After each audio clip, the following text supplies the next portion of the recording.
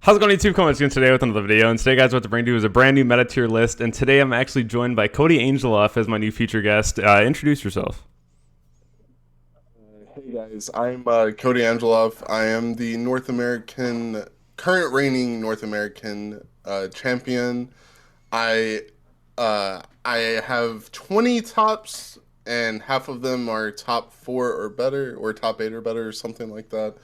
Yeah, I've been playing this game for a while, and yeah, I'm just glad to be here, honestly. So I understand, too, that you're also a Metafy coach right now. Yes, I do coaching on Metafy, so if anyone would like to maybe take some sessions from me on there, and I have a lot of different sessions. I have replay reviews, I have tournament prep, I have deck building, I have technical play, and if for some reason you guys are looking for anything other than that, then definitely just hit me up as well, and I'm sure that I can help you in some way or another.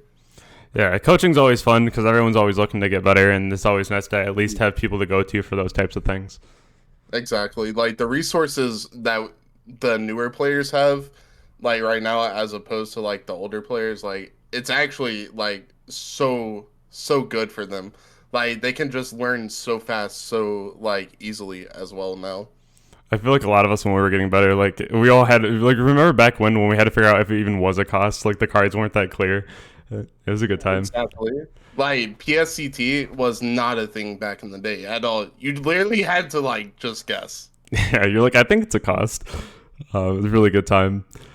Uh, so I know that the meta tier list is an interesting time right now because we did just get two powerhouse decks in the game that a lot of people are really running behind currently because it's new, is exciting. But let's talk about if they're actually good this format and what decks are good and which decks may be falling behind a little bit.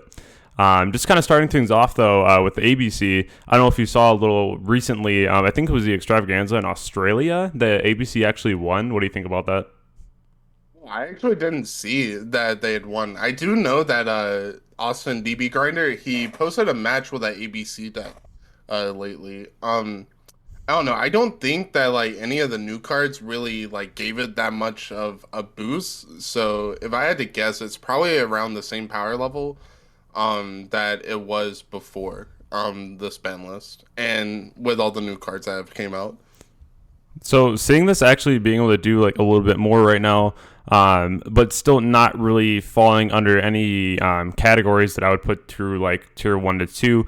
Me personally, I would think this is more like a rogue option, just because it does have a little bit of power behind it. Not necessarily one of the best things in the world right now, but still something that is playable and at least can get you some wins here and there. Exactly. I'd have to agree with you here. Like putting ABC in the row column seems natural, honestly, because like yes, the deck can still win games, it can still cheese games, and from what you said, it can even still win a tournament. But is it going to do it consistently? Is it going to do it more consistently than any of the decks that we place higher on this tier list? Is the question, and I don't really think that it will be. No. So I'd have to agree with you at putting it at Rogue. We'll just slide that one in there. I really do feel like some of these decks too, they have their time to shine, but it is unfortunate sometimes when they don't have enough power to really get up to that next tier that we'd like to see them at. And that's kind of where we're seeing at Ignister right now, where this deck is really strong and it has a very big combo to go into the Link 6, the Arrival, that can be really hard to get off the board. Now we're seeing more options to be able to clear this. Even with playing Striker myself, I see that we're getting a Kaiju in the near future. So it's one of those things too where the Towers monster may not be around for that much longer, but even right now I think that it's really strong. And Agnister being able to do that is so very prevalent. Do you think that a lot of people just aren't playing the deck right now because they got bored of it, or do you think that it still has a lot of power behind it?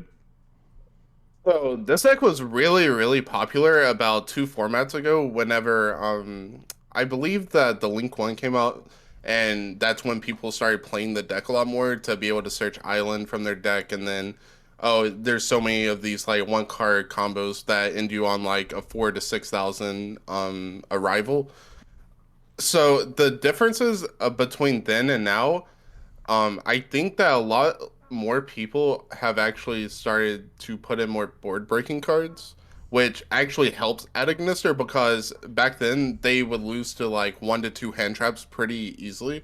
Whereas now, like, people are starting to shift away from maining cantraps now and to put in more cards like Dark Ruler, Droplets, all these cards that like deal with the established board rather than stopping your opponent from getting to that board.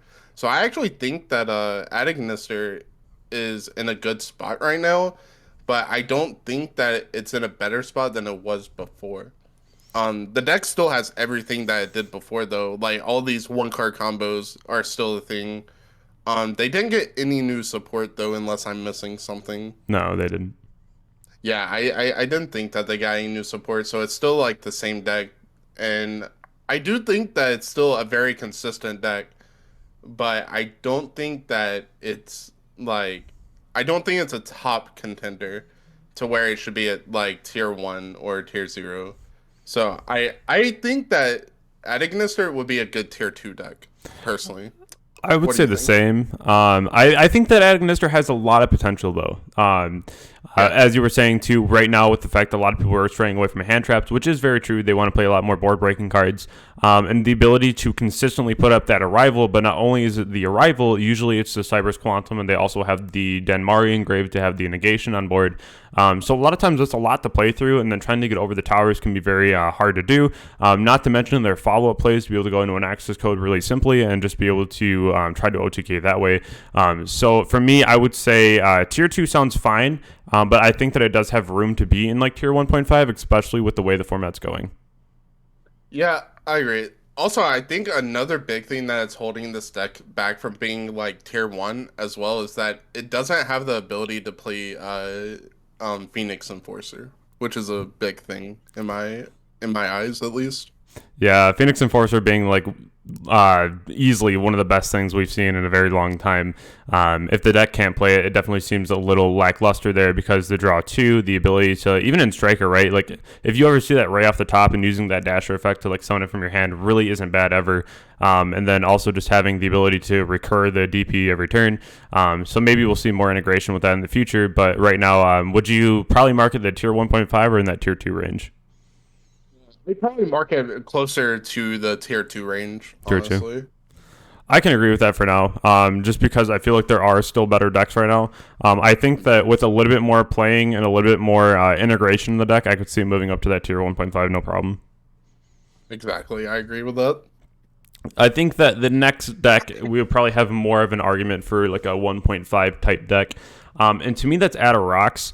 Rocks is one of those things where you have a very big issue in the deck with your normal summon, because if your normal summon gets stopped, or like if it gets like compulsed, or like any kind of effect that would remove the monster from your board, it just becomes a very much so dead deck unless you have like the analyzer from your hand. I put Prank Kid right next to it because I want to talk about like the Prank Atarock deck as well, which can put up an early Appaloosa, which is always a nice thing to see. I think Atarock by itself would be probably more toward in between 1.5 and 2, probably more toward the 1.5, and I think that even with the Prank Kid cards, like I don't really myself respect the deck that much, and I'd probably still keep it around 1.5 to 2.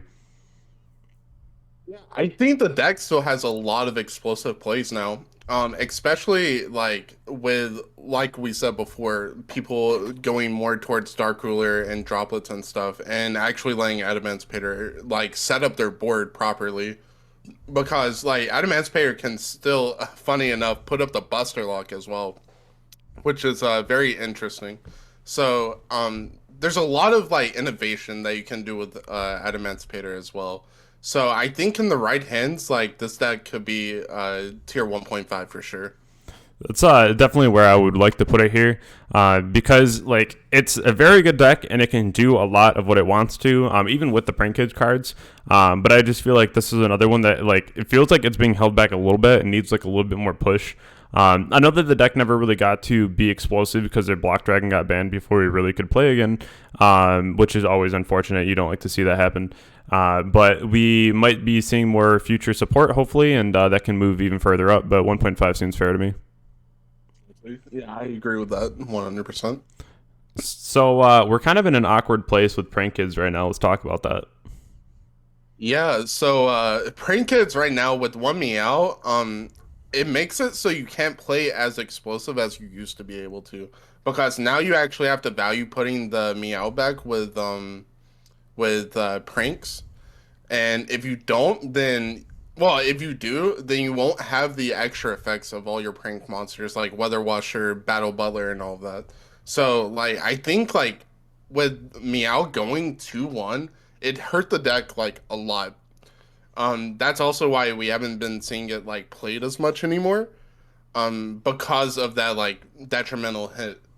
And I don't know. I haven't really seen this deck played that much. Have you? So I haven't really seen a lot of it played personally. I think that there is still room to play it though, because we used to see the deck be kind of the sleeper pick, and it used to just randomly win tournaments. If you remember that, where it would just kind of like randomly show up, and we're like, "Whoa, this deck is here again." But like now we see it with the one Meow Mew, and I think that it still has a lot of pressure that it can put up, especially if its first turn goes the way that it usually did. Then at that point, you usually have all the gas that you needed anyways. So you never really cared too much if you didn't have more than one Meow Mew. It is really nice for follow-up, which is definitely the detrimental part of the deck right now, which hurts because that's where pranks is so good, because you can recycle it, but you have to trade out your consistency throughout the whole duel versus a one-turn power move. So I feel like the deck itself is... so this is really weird for me too, because I never want to say Prank Kids is anything less than like 1.5 right now. Maybe with like the Brave stuff, I really see that deck coming back, but like right now it just feels really lackluster. Yeah, exactly. I think it's like pretty lackluster as well. Like I don't think that it should be above tier 2 personally. Yeah. It's hard to say it, but it's one of those things right now at least where like it's just got to be down there, because it's like it's so good, but if its main play gets cut off, like, what do you do? And yeah, exactly. You need to see like double Kid Fusion like before, and that just seems very not that great. Yeah, it's very unreliable for sure, because right now like every deck is like playing like the board breaker cards, which helps the Prank Kids, but that also means every deck is still playing Ash though, which is the only hand trap you really cared about as Prank Kids. So, because of like Fusion Destiny being a thing, everyone's playing Ash to actually negate the Fusion Destiny. And if that's the only hand trap that people are playing for in the meta in general, and it's like one of the only hand traps that hurts Prank Kids, that means like all the other cards that used to be hand traps are now cards that could potentially hurt them as well, like more. So, I don't think they're in a good spot right now at all. I definitely agree with that. They're in between the two decks that I want to talk about next. I kind of want to just bring up Brave real fast, because we're going to talk about it with the next deck as well. So once Brave comes out, as far as I understand, Brave is very good because you get the Omni Negate. You're able to grind with your opponent going second. You can bait with the Omni Negate, and you also get a card called Draco back, which can attach to the token and then compulse, I believe, a card on the field. Which is really insane because it just allows for a lot of going second plays. But do you think with having an early Omni Negate that the Prank Kids deck does have a room to go at least into tier 1.5 coming the next set? I'm actually not really sure about that. We just have to see how it plays out, because they still do have the problems with only one Meow Mew. So I think like even with the Brave stuff, it may still be tier 2 simply because of like all the other decks that the Brave cards are going to go into are probably still going to outshine the Prank Kids. So as an engine, just to ask here, how much do you know just about the Brave engine in general? I know a little bit. I know that it's splashed in like a lot of decks like that don't really need their normal summon as much, or decks that can extend past their normal summon, and it can like set up ways that to like pretty much prevent like hand traps on your turn. So as an engine, if you wanted to rank it into a tier, what would you call it? For Brave? For Brave. Probably tier 1, honestly. I think that it'd be good, because the decks that the Brave engine does go in, it goes in really, really well, and it makes the deck flow a lot better and more consistently, in my opinion. So I would absolutely agree here on tier 1, because Brave itself is just so cool, especially in the next deck that we're going to talk about with Phantom Knight.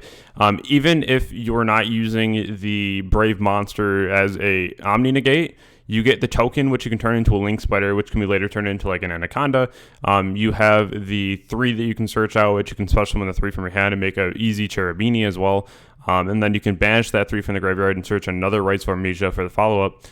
Which is just very, very good all around. So especially seeing this in the PK deck, especially coming up to YCS Pasadena, I see this definitely being a very easy tier 1 call. Yeah, I agree. I think that like it being tier 1 is very safe to say. Like I know a lot of people have like been talking about it so much, just waiting for it. And yeah, it just seems really, really good and like really consistent as well coming into the meta. So, kind of falling off of that conversation, talking about Phantom Knights, this is another one that I feel like we're in a really weird spot with right now until we get the Brave engine, because it's very good. It's coming up with some tops here and there. It's very consistent. The downfall of the deck, in my opinion, is the fact that it relies so heavily on Dragoon to have a Spell or Trap negate, because most of the things it puts out is always just going to be the monster negate, which is kind of unfortunate because there's a lot of cards that can really just come out of nowhere and just be a big problem. But at the same time, if it does get under like a Dark Ruler, right, then you still have your Fog Blades. So it's kind of like a double-edged sword in how you want to call it.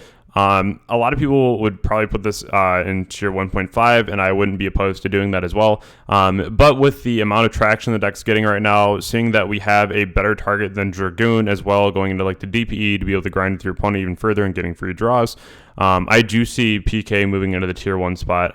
But what do you think about that? Me personally, I think Phantom Knight is actually the best combo deck in the format right now, personally. Just seeing how this deck has been playing, from what I've seen, at least, the deck is very resilient.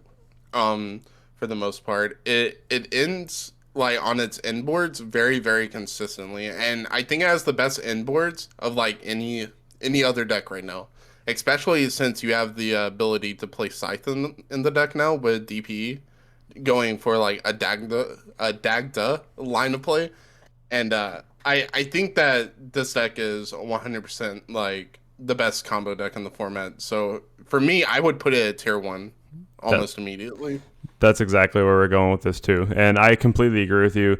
The ability that, so we've seen PK come from a very long line so far of kind of like, okay, to it was getting better to where it's at right now, where I think the deck is very figured out until we get the new stuff. And as of right now, especially with a double E-Telly and being able to just E-Telly out an Ogre, and then playing around like an Appaloosa as well, like there's so many different tools the deck has received that I think that you are like right on with saying tier 1 is just like the excellent spot for this deck. Exactly. Like whenever Phoenix Enforcer came out, I think that's what pushed PK over the line, because like with Phoenix Enforcer, it lets you end on a monster that synergizes with your engine as well. Because like popping a Fog Blade after you used it with Phoenix Enforcer and then popping another card on your opponent's side of the field is like very good. But the fact that the Fog Blade goes to grave and then it gives you another form of interaction with the rank 3, yeah, with the rank 3 in the grave to also pop again with Rusty, it's just like so powerful. Yeah, that's really insane, honestly. Like, the deck has come such a long way. I'm actually really excited to see it at YCS Pasadena and really try to take down the house with it. Yeah, same here. Same here, honestly. I'm pretty excited to see how this deck performs throughout, well, up until Pasadena. Yeah, because it still has a lot of room to grow, too. But even right now, it's doing pretty good. The next one, it's definitely interesting. Beetrooper is a deck that we've seen get played for a little while and then had like a lot of interest, and I've seen that really die off, especially with the new support coming out being not the best. What do you feel about the Beetrooper deck moving forward? I personally feel like this would be an easy rogue target for me because I don't really think that it has the power that a lot of the other decks currently have, and it's missing out on some kind of power for the support that it would have needed. Yeah, so funny enough, one of the people that I go to like a locals like an hour away sometimes to like buy card sleeves and stuff like that. And they actually host like case tournaments and stuff every now and then. And there's one person there that plays Beetroopers that they always top and like do well at their events. And I'm not really sure if it's just because like people don't know what the deck does, or if he just knows like how to play every matchup very well. Um, like I know like what some of the Beetrooper cards do. Like I know their combo is very fragile if you do know what to stop. Um, I honestly think that that's like the definition of a tier 2 deck, though. Personally, for me. So you wouldn't put in Rogue to say tier 2?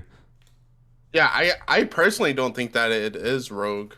Simply like it may be Rogue simply because of like the following it has. It doesn't have like that big of a following and like that many people that actually play the deck. But I think that the deck can like compete with like our other tier 2 decks like that we have here.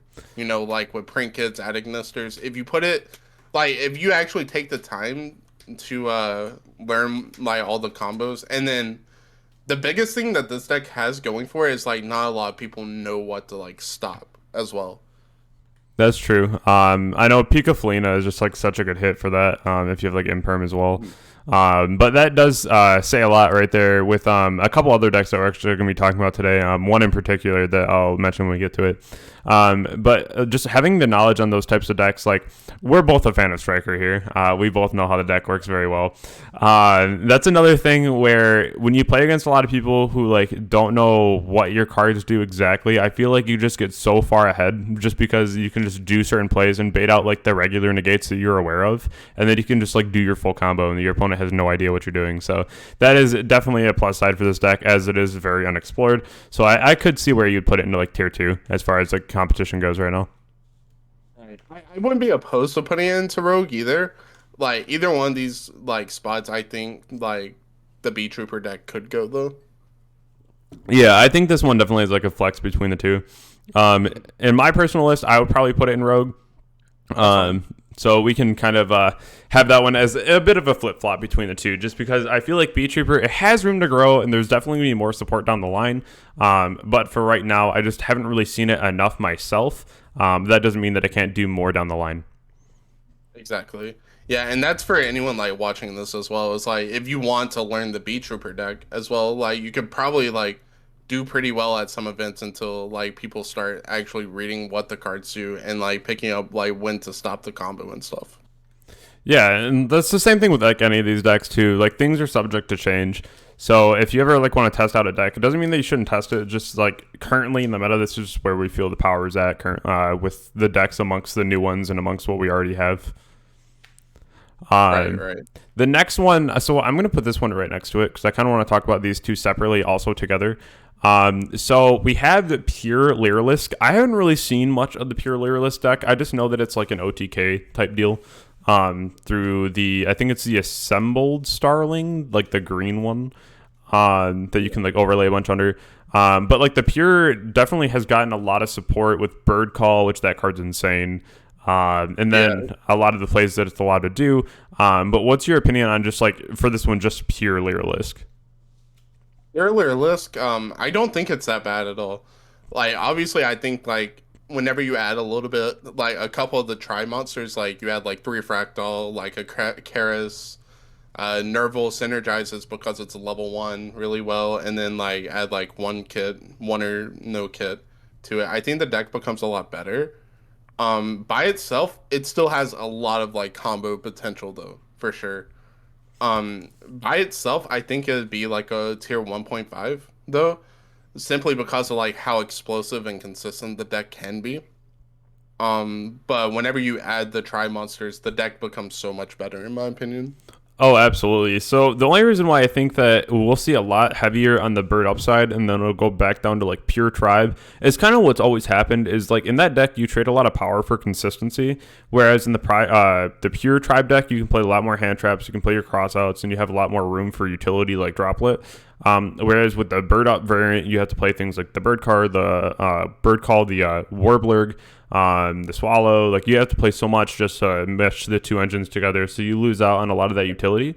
So that's why I also feel like the bird up deck is really solid and it's really good, and it easily could also be tier 1 with the tribe deck. But I just feel like pure tribe is just so much better at the end of the day. But mixing the two, the power is there. Like you have so much that you can do. You can make Appaloosa before a combo. A lot of people now are making the Utopic Future Draco as well. So definitely a lot of options as far as just mixing them or having it by itself. Right. And like another big thing with the deck too is it has access to like one of the best trap cards ever printed as well. Harpy's Featherstorm, I believe is what it's called. Yep. The trap card when you control a wind wing beast monster, I believe you can activate it from your hand and dark ruler your opponent. Yeah, it's so good. That card like puts that deck in like a league of its own, I think. Like that card makes anything that has wind wing beast in its deck like so much better simply because of that card's existence. Yeah, that card's actually just insane. I've had to play against it. I've used it quite a few times, and like just the ability to just absolutely blow your opponent out with that is pretty crazy. Because it's a trap card at the end of the day. Like they have to have an Omni negate to stop that. So It's not something that you can just negate with Apollosa or something like that. I really like that card a lot. I definitely put Tribe into one, the pure Lyrilisk deck 1.5, but Bird Up would easily just be sitting right next to Tri-Brigade because they both have their ups, they both have their downs. Exactly. I would have to agree with that. But when you combine the decks together, I personally think that it would be a tier 1 deck. Oh, absolutely. Bird Up is so crazy. I played it for quite a bit, especially with all the new cards and Bird Call. Like that card alone is just bonkers. It's so good, especially just another way to your Warbler again being able to full combo. It's just so nice because like the ability to just put up an Appaloosa before you combo just feels so safe. Exactly. Like being able, like that card says Rhoda and then also extend like with a different card that you didn't Rhoda for, which is like just so good. Like the card's a +2 or +3 by itself. Yeah, it's very, very good. And then we have like the Robin too, which I think is less talked about right now in the Xseed, but it's also like Evil Swarm Nightmare, but for compulsing, which is pretty crazy too. Yeah, the deck definitely has a lot of different lines that I can go with, and like it has very good adaptive skills as well. Yeah, I really liked it too because just the ability to combo off before you make your combo just allows you so many different avenues that you just didn't have before.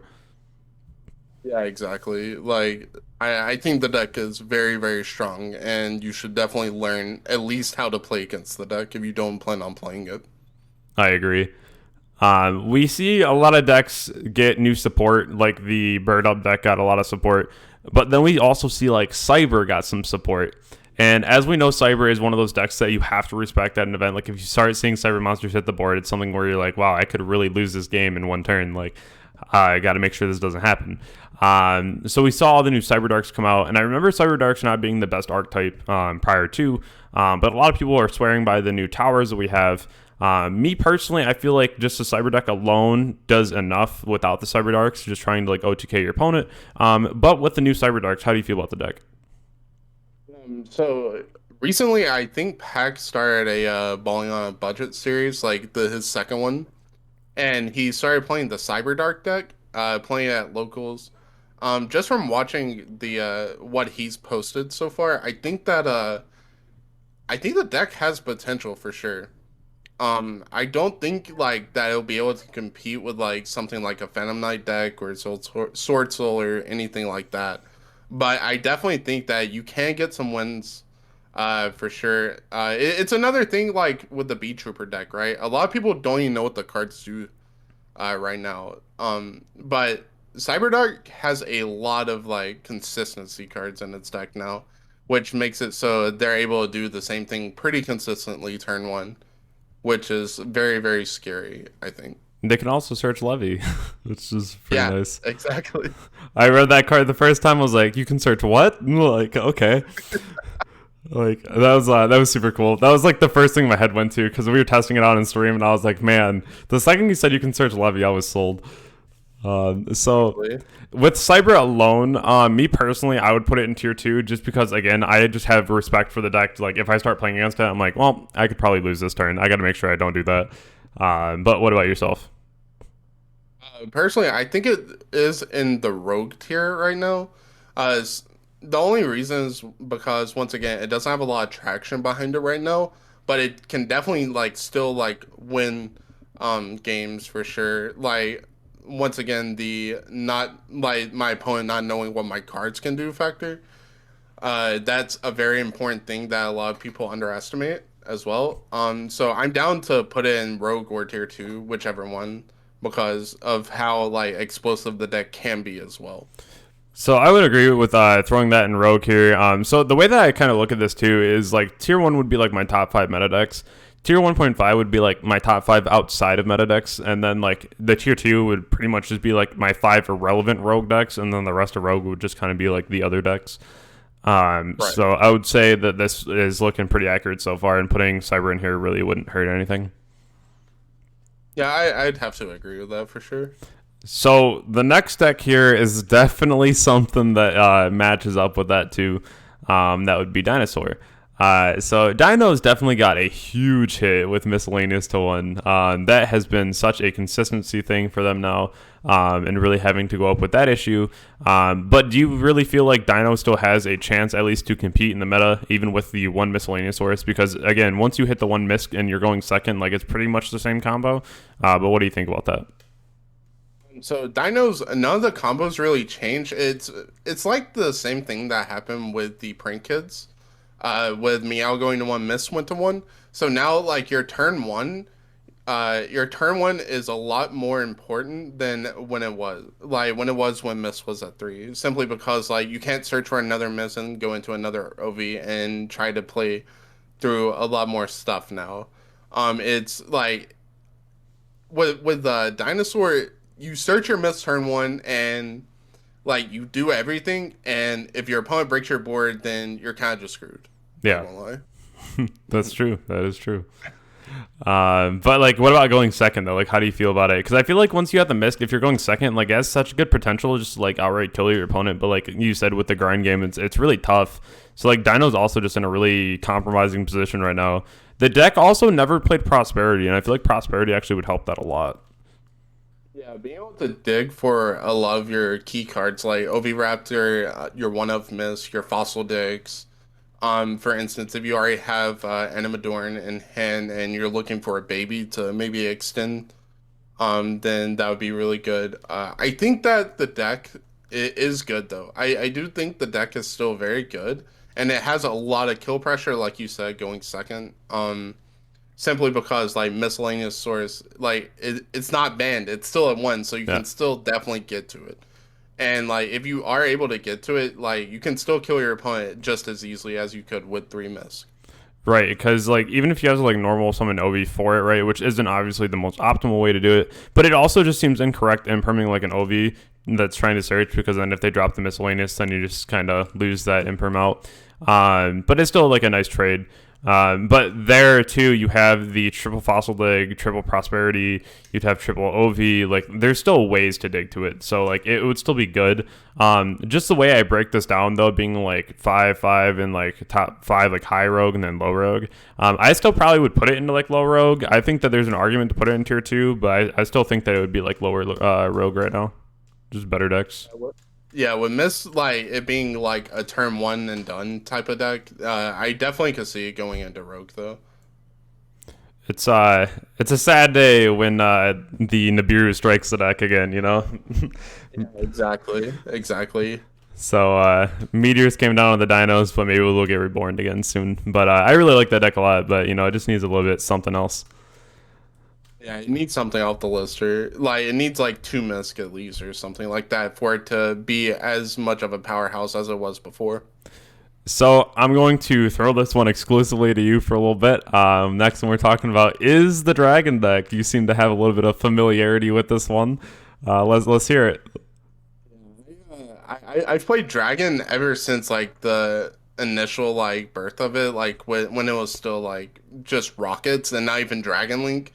Like I don't know. I think this deck is still like good, right? I do think it's good, and I think Phoenix Enforcer helped the deck a lot. But personally, I don't think it stacks up like that well against all the other meta decks right now. Personally, it the thing is like Seals isn't as big of a problem anymore as it was whenever like Prank Kids were around and like all these other decks that needed their normal summon to resolve. Like they've also like shifted down into tier 2, which is a big thing. And now like only putting up like maybe like Seal Savage and potentially like a Phoenix Enforcer just isn't really that good Well, it's still good, but I don't think it's good enough, especially with everyone playing droplets and dark ruler, because those cards still definitely hurt Dragon Link a lot, especially if you've turned away from the tiding version of the deck. Um, for me personally, I think that Dragon Link is a solid tier 2 deck right now. I just don't think it has its place in the meta right now, based upon like what all the other decks are doing. I think that Dragon is still pretty relevant, in my opinion, at least. From what I've seen the deck be able to do, as we mentioned multiple times today about DPE just being such a huge factor in these decks currently. Having things like the Heretic Seal really don't seem too bad. Especially decks like the Sword Soul deck, having cards like Taiye that try to hit the board. Being able to seal those away is really nice too, because they play a lot off their graveyard, especially if you have like Imperm on cards like Taiye and they have like Trap Engrave, they can banish for cost and still get their token, which is huge. And that's why I think that Heretic Seal is still really relevant. I'm still yet to see, like, I know that Plunder is going to be popular, but I think that Sword Soul is going to be more popular. And I know that, like, the Dragon board does a little less against Plunder. But I still feel like against Sword Soul it has like a really nice matchup. Just the grindability and being able to get back to cards like Levineer that once you bait the negate on the Baron, you can just like pop their board, which seems really nice. To me, I would at least put Dragon in like a tier 1.5 because even if it doesn't have like its place in the meta, I feel like it's such an adaptable deck that it will find its place in the meta once it's all settled and everything's figured out. And just the ability to play cards like Chaos Space that are literally just so insane, and being able to back it up with a Gamma when everyone's playing Ash right now is just a free chaotic ruler at the end of the day, and it just feels really nice. I could definitely see the argument for one tier 1.5 as well. Like Dragon is nowhere near dead at all. I just don't think that it has a good place, like a good spot in the meta right now. But like you said, it's one of the most like adaptable decks of like the current format at all. So like having 12 flex spots in your main deck at least, like it definitely has room for it to like adapt to the decks like we've been saying. And putting it at tier 1.5, I don't think it's the worst thing at all. I remember playing this deck back when we were still trying to figure it out. We had one LP, and do you remember when everyone was playing like 50 card lists and they were playing like a line of hand traps in it? That is something where I feel like now it just shows how much room there is for that utility, that how much we can actually just use in the deck to play around certain issues that we're seeing. I do see some potential issues coming forward though, with some of the cards that are being cited right now, especially against like the Plunder deck. Having like I mean, Zombie World's like less of a problem for this, but remember when we had like LP and they would use that, and then all of a sudden you like couldn't make any plays. Exactly. So it's kind of an issue. But again, I feel like there's so many things on the format right now that Dragon being, especially a comfortable Dragon player that you've been playing it for a long time, I feel like you would have no problem trying to get some wins in the format right now. You might struggle a little bit, but I feel like the deck is solid at 1.5. Yeah, I'd agree. I'm down to put it at tier 1.5. Now, this is a time where we have an interesting deck, all of machines and fairies, and it can put up one of the scariest boards in the game, especially if you're not playing any hand traps.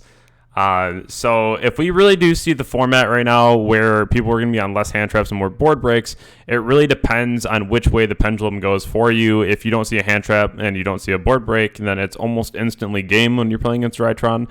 But it's still one of those things where they have one EVA now, so the amount of negates that they have in their hand are lesser. So that's always been like a really easy way now for me to be able to break a board, be able to bait a couple negations. Because usually when they put the Dragoon on the board, it's kind of redundant because you just look at their whole hand now as a negation. So if they have 3 cards, you have to play through like 3 negates and then you can like break the board. So I think that the deck is definitely still tier 1, absolutely. But the deck definitely seems a little less scary as it used to with the EVA hit, which we didn't think it would do a whole lot, but I feel like it really did. Yeah, definitely hitting Eva to 1 made it so that the deck isn't as how can I say it, as strong now, like as constricting. But I'm pretty sure when people start playing the deck more in this format, people will understand like how to make up for that. I definitely still think it is like a draw a hand trap or lose type deck though. Depending on what you're playing at least, because sometimes like even like 2 heralds in your hand is still enough to like actually like stop your opponent from what they're doing. And if Drytron gets another turn past turn 1, you're 99% of the time like just dead on site. Yeah, better have that soul release, right? Exactly. Yeah. When you have like your graveyard becomes a second hand, and that's just like so insane that because even if you're looking at your opponent, you're like, wow, you have nothing in hand. You're like, yeah, but I have like 6 names in the graveyard. You're like, well, this is gonna be fun. Yeah, exactly. Like turn 1 you play with your hand, turn 2 you play with your graveyard. Like it's just that simple. And like they both do like stupid amounts of like plays. Like it's so dumb that like even if like you're able to break their board and they just top deck literally any ritual monster, any Drytron name, then like you're probably dead, even if like you put up like this huge board. Right, because they have so much. Exactly. Which is always fun to see, you know, because like that's always terrifying. I'm always just like, please don't top deck a name, like this would be so bad. But yeah, so I feel like that's probably the easiest one of the day, just to throw up into tier 1 because it's Drytron at the end of the day. It didn't get like a huge hit, but it got actually so like it was really weird, right? Because a lot of us were like mad at the ban list when it happened because we're like, man, this did nothing for the game. Like the whole game's like the same, and now we're kind of realizing that the hits were kind of strong. Like the Meow Mew was really strong, and we see a lot of the implications of Prank's not really being played. We see Drytron having lesser negates on their board now. So like there's a lot of implications that came from that I think were really healthy for the game. I'd agree. Like even though like the list was only 5 cards, those 5 cards were not bad at all for the meta. No, I couldn't even imagine now playing against like Tribe and still having like the additional Zoo engine in there. I still would play if I was playing pure Tribe. I honestly would still play like one Ram in the main or like one of the Zoo cards just so you have the option to go Borbo and just go into Zeus because it's so free. Especially if you already have a lot of the other extensions. But just not having the Barrage in there, it's always like that one of sat card that I feel like I've actually lost to a couple times just because I had it, you know. Exactly. Like it's just a free extender in a deck that shouldn't really have extenders, you know? Yeah, so I like that the ban list actually is coming through a little bit, and we're actually seeing how it's affecting the game. But one deck that definitely has not seen anything on the ban list, Eldlich. We've actually seen a lot more popularity in this lately, in my opinion at least. I've seen a lot more Eldlich heavier variants. I think that as an engine, it's been doing pretty well, but I think even just seeing it as like a standalone deck, it's been fine. What are your thoughts on Eldlich? Because it's actually like one of the best trap engines we've seen in like a very long time. Right. So with the recent addition of the Sky Prison card that came out of Bode, Eldlich has it's been popping up a lot more recently, and it's even more annoying now than it was simply because you can't destroy like the Eldlich set cards. Right. So now cards like Lightning Storm, Twin Twister, cards like these, they're not as effective against the Eldlich strategies anymore. And that's like one of the main things that Eldlich was having a problem with. Cards like Twin Twister and Lightning Storm. So now that they have a card that they can get free advantage off of while also protecting themselves, it makes it so this deck actually has a spot in the meta right now. It's always fun though when they go Huquero Conk and then Elixir, and then you're like Ash. They're like, oh no. Yeah, exactly. Like the deck still definitely has like its weak points. Like and like we said, everyone's still going to be playing Ash simply because of Fusion Destiny. And like one well-timed dash against a Sanguine is going to end the Eldlich's turn or make it so you can just push through and kill them that turn. Yeah, so I definitely see a lot of issues still with Eldlich, even with the new prison card that we have coming out. I feel like Eldlich is really cool. Again, just as an engine, I've been seeing a lot of very heavy trap builds with Eldlich being like the main thing about it. At the end of the day, I feel like Eldlich itself, it would have to be like somewhere between 1.5 and maybe like 2. Honestly, I don't really love the Eldlich variants or decks currently because I feel like there's a lot better things to be played. But what do you think about that? For me personally, I think whenever the format starts to get more solved, Eldlich becomes that much better. Simply because like these trap cards that you can like end up attacking, whether it be something like Ice Dragon's Prison or instead you could play something like Skill Drain depending on the format. Just the adaptability of the deck makes it very scary, and I think that the deck should be at tier 1.5. 1.5. I can agree with that. It was gonna be somewhere in this realm here between like a lower meta and like a higher rogue. Even though I probably wouldn't put Eldlich in the rogue just because sheer off of like popularity right now. But Eldlich alone too, it's one of those things where like if you don't have that Ash for them or that Bell for their Sanguine, like it's such a grind with them, and no matter what you do their back row, they just get it all back, and it can be kind of hard to play around, especially with all like the floodgates that they're playing, to make things very hard on yourself. So I think that I definitely agree with 1.5 that it's still pretty scary in its own respect, that it can actually really adapt to many formats as well. Yeah, exactly. Like I said, the adaptability of the deck is just very, very good. It rivals like Dragon Link's adaptability, honestly. Yeah, because you can kind of just like take out the other traps that you play and just adjust them for the format. So I really like that too. Also, another big thing is like with Phoenix Enforcer being like part of the meta now, like the Eldlich decks will obviously like start playing it, like they were with like Dragoon. But the thing is now is like with Phoenix Enforcer being in the meta, Aquero becomes that much better as well, being able to banish the Phoenix Enforcer from the graveyard. Yeah, that's a really good point too. That's actually a really solid interaction with them, just to be able to clear that off the board, which we've always seen be a problem right now because DP is just so strong. So with certain decks, we see like Eldlich where it has a lot of popularity and a lot of people are trying to make it better right now. We see the next deck being Evil Twin being so popular. But this is a deck that me personally, I really don't like. I think that the deck really is lacking a lot of power. Its boss monster can get belled. There's a lot of issues I'm seeing with the deck right now. But I'm very curious to hear your opinion on this one. So honestly, I don't think this deck's very good. It's cool to play at something like a locals, maybe even a regionals, but in all honesty, like if you take this to a higher tier event, then you're not going to do that well. You may be able to sneak into like day two, but I'd be very surprised if any like Life Twin or Evil Twin deck like actually gets into top 32. I would And have if to they do agree. get into top 32, then they're going to lose the first round, in my opinion. I would completely agree with you. This is a deck that has gained so much hype, and the deck itself is very expensive, especially if you go down like the CR route. But it's just one thing where I can't understand like what the goal is of it, especially like so hand traps are going away, but still one of the best hand traps if they are playing other hand traps beside Ash is always going to be Bell. The ability to use things like the one of Call by the Grave that a lot of people are already using anyway. When your boss monster can get hand trapped immediately, it's just like to me, it's just I don't really understand it, especially if you like imperm the first link 2 that hits the board when it's trying to reborn, then they kind of have to pass unless they have like other extension. But even if they use their extension, a lot of times if it's like the spell, it locks them into Evil Twins, so they can't even like make anything like really nice.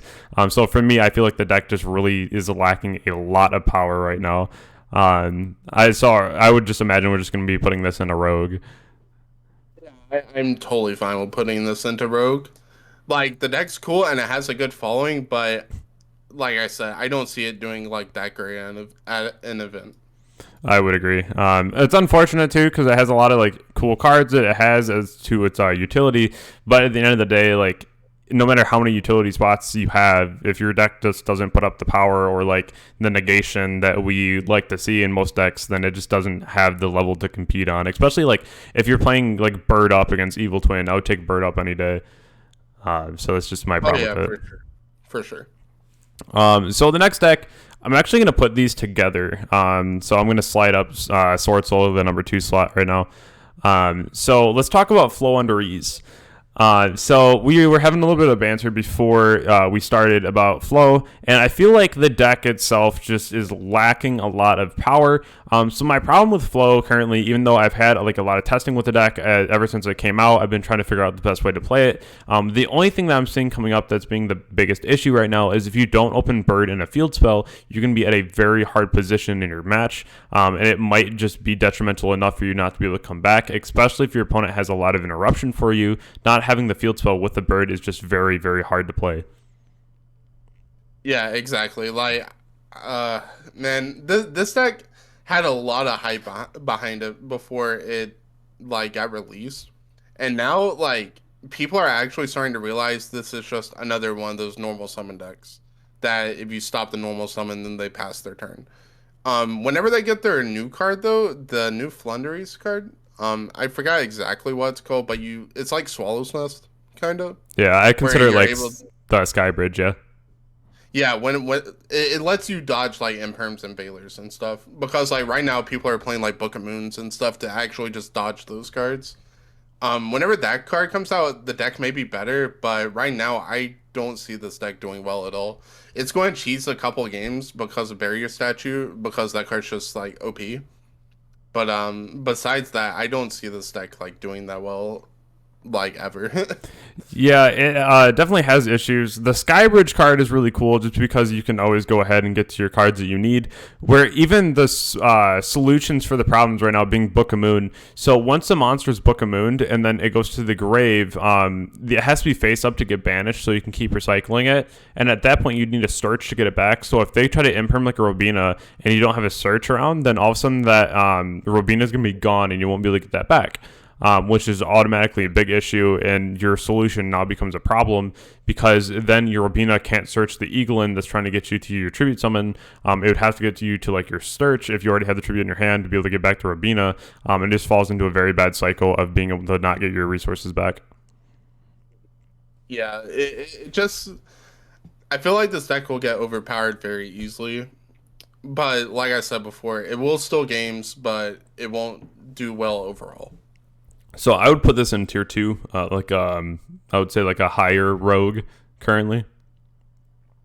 Yeah, that's pretty generous in my opinion. I could see it being tier 2 because once again, this deck did just come out, so we haven't seen like it played in tournaments. But I'm personally speculating on this just being like straight up rogue. I completely agree. The only reason I put it in tier 2 is that unknown wind that we have right now, where we don't really have a lot of area of expertise, I guess, on the deck and what it really can do, especially moving forward if people find out like new techs or new plays with it. So as far as I would go right now, tier 2, again, it's very generous, but I think that we just have to give it the shine it out, like maybe we'll get some cool things for it. Exactly. But its counterpart, which is Swordsoul, so this one's actually been really interesting. I tested the deck ever since it first came out. Been playing the Tennies, been playing Pure. I even had a Kaiju variant of it with Slumber because I think that Dark Hole this format is unironically insane, which is kind of funny, right? Like it's actually just kind of low-key spice. But so Swordsoul has a really interesting dynamic to it where Baron de Fleur is one of those cards that only get to negate once while it's on the board. So that can be seen as a very highly negative side of things. The Chizao is very cool too, just because it has like the monster negate, but usually the end boards like Chizao, the Baron, and like the sudden shift in the back row. Whereas like if you deal with like the Chizao off the board, then the sudden shift is no longer live, and then all of a sudden all you have to worry about is like the Baron. So I feel like the playability of it, like the setting up a board part, isn't very good. I think coming back into like breaking a board, going second is very good, especially with cards like Boxia. So it has a lot of playability that way. But so I'm kind of torn on this deck because I was talking to you about this before, and I just feel like there's better decks to be playing right now, and I feel like a lot of people are just kind of bored with what we have, so they're playing Swordsoul. And that doesn't mean that like the deck can't win. That doesn't mean that the deck is bad per se. It just has other decks that are doing better than it and will do better than it once the format kind of boils down. Yeah, so Swordsoul is one of those decks that it hasn't been explored that much as well lately. I do know that like some players have taken a different approach to it and played it as a blind second deck.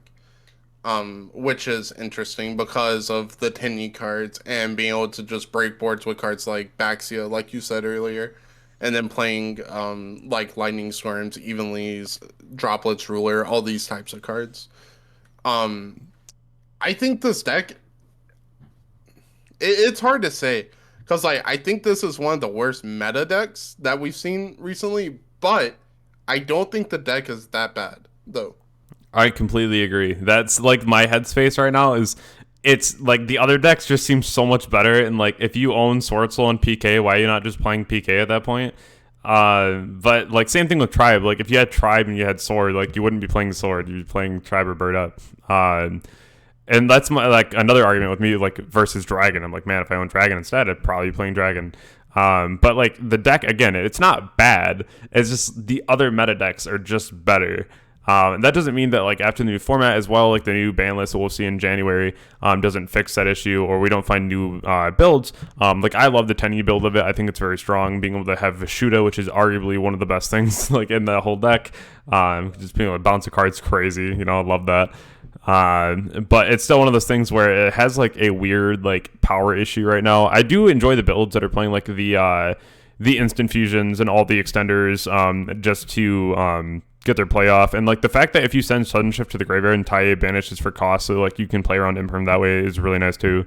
So I don't know, I'll probably put it like tier 1.5. Just like a low meta, because we don't really know what more it can do right now other than like the main decks just being better than it. Personally, I think the deck is tier 1 right now, simply because there's no like crazy combo decks out there right now, except for like Drytron, maybe PK. But I don't think there's like that many like great boards that people are putting up to where Swordsoul can actually shine right now. So personally, I think it's a tier 1 just based off of that. And also like it's still very unexplored as well, which is a big thing. And like maybe in like a week or two after like people actually start playing it more and like going with different routes of the deck, I think the deck will end up being like a clear tier 1, but right now it is like a blurry line between tier 1 and 1.5 in my opinion. But personally, I think I would put it at tier 1. Tier 1. I do enjoy the conversation around the fact that we don't know what these two new decks can do, and that's why you can be generous with them at that point and saying like, you know, like even if it seems like a low tier meta, you can always put it higher up because there's still more cards that we can put with it. There's more support coming down the line. Like we have not seen any Swordsoul support or announced yet, just like beside the new one, I think it's like Omega or like whatever the level 10 is, the Synchro. I don't know if you read that yet. The card's insane. That one that is broken. But so I really enjoyed that, and the fact that we do have the availability to have better cards coming out for it, I think down the line we could see it get a lot better. So I definitely agree there is a blurry line between this, the 1 and 1.5 that we could be putting this at. Just knowing that we are getting that card, I can move it up to the tier 1 here. Also with the unknown coming, so I could see where you're coming from with that. Yeah, definitely an interesting deck though, right? Like, I don't think we've seen something like that in a while. I think that the only thing you can really compare it with is saying like synchro version of Zoo. Yeah, it's very weird, honestly. Like the Swordsoul deck is very, very weird with how it plays as well. And like because right now there's like 3 different versions of the deck.